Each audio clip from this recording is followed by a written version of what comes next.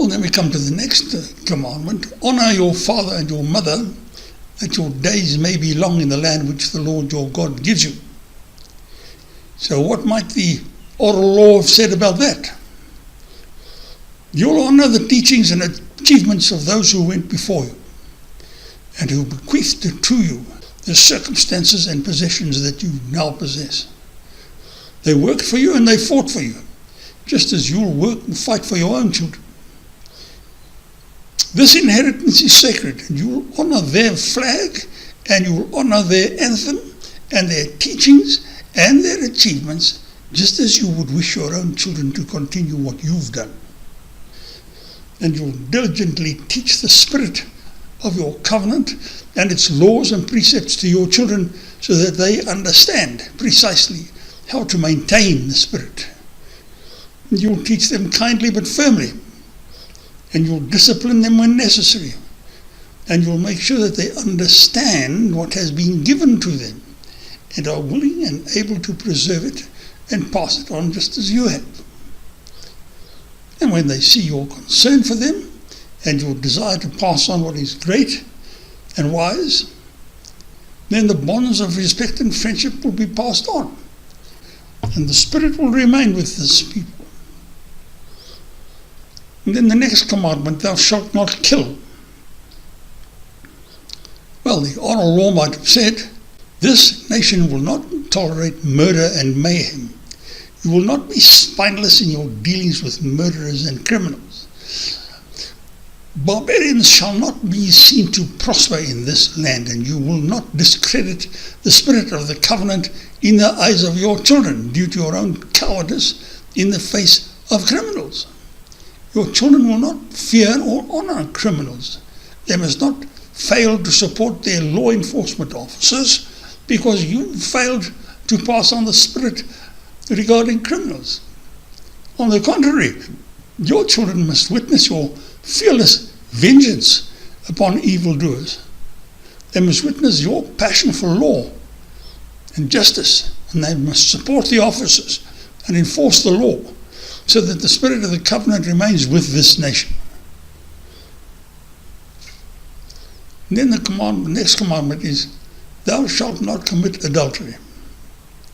Well, what might the oral law have said about this? What might a Levite have said about this as he preached to the people in a village somewhere? You shall not betray your marital vows, and so bring catastrophe upon your own or your neighbor's family. You shall not cause your women and children to be cast into sudden turmoil and fear and poverty because of your own wanton behavior. You will not cause children to become waifs and strays and runaways and potential criminals because of your lusts and lack of discipline. Your children will not witness such behavior in case they repeat it in themselves. This will not become a nation of broken homes. You shall not steal. This nation will not allow robbers and thieves and swindlers to prosper at the expense of law-abiding people. You shall not allow the nation's commerce and industry to be weakened or obstructed by such people. You will not tolerate corruption in government. You will not allow the wealthy to frustrate justice or allow lawyers to delay or circumvent or pervert the spirit of justice and so embolden criminals. You shall rigorously enforce the law, and there will be no ungodly weakness in your dealings with robbers, thieves, and swindlers, in case your children observe your weakness and are tempted to follow this path. You will not cause your children to become cynical and contemptuous of the spirit of the covenant because of your over-lenient law courts and arrogant judges and ungodly lawyers and your own spinelessness in these matters. All of your laws must be in accordance with the spirit of the covenant, and there must be no laws and procedures that encourage criminals. And the next commandment is, you shall not bear false witness against your neighbor. Well, the oral law might have taught, you will not slander or make false accusations, nor spread evil and damaging rumors. You shall not spread malice and mistrust that causes the righteous among you to be destroyed by false report. You will diligently search out the truth and punish the slanderer with great severity. And if you are lenient concerning the matter of false witness, then liars and slanderers will multiply and will not hesitate to destroy with slander those who seek to serve the nation with honesty and diligence. And you will be ruled by liars and thieves, and corruption will soon sap your strength and your prosperity. So here's the last commandment in the covenant. You shall not covet your neighbor's wife, or his manservant, or his maidservant, or his ox, or his ass, or anything that is thy neighbor's. And what would the oral law have said about this? Well, it might have said, none among you shall envy the possessions of others. Under no circumstances will people dwell in constant fear and suspicion that others have designs on their possessions. An insecure, hostile, and suspicious nation cannot maintain the spirit of the covenant. And what's more, you shall not only refrain from coveting, but you will also help in any way that you can to keep your neighbor's possessions secure. So that's a rough guess at the oral law that supported the 10 Commandments.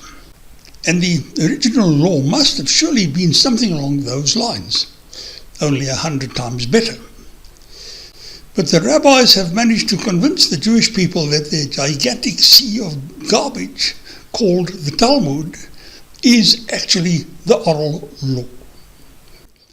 So instead of inheriting the spirit of the covenant, as Moses summarized it in the oral law, the Jewish people have been bamboozled into believing that the spirit of the covenant consists of the 500 years and 65 encyclopedias of rabbinical hogwash contained in the Talmud. And the rabbis have also managed to convince us that the typical Levite teacher visiting a flock to teach them the covenant would spout drivel from the huge Talmud, which didn't even exist yet at the time of Moses. And that just shows you how idiotic the Jewish people can be. So it's no wonder we have no idea what our values are and how to behave without infuriating the rest of the world. And there's another matter that is soon to take center stage of world affairs. And that is that in the very near future it will become clear that about 2,000 years ago a very great man tried to prevent the rabbis from drowning the oral law under their sea of Talmud trash, even though he knew that they would crucify him for his efforts. And with supreme courage and self-sacrifice, he paid the price. But as he died on the cross, he knew that his sacrifice would eventually pay off. And the Jews would come back with a mighty multitude of Christians at their side and would throw the rabbis and their Talmud into the ocean, never to be seen again. And that's where we are now. So if you are an informed and determined Jew or Christian and you want to get this enormous job done, then please click the campaign button on this site and become a founder of the movement that will do it. So this is Paul Kaplan signing out and thanking you for your time and attention.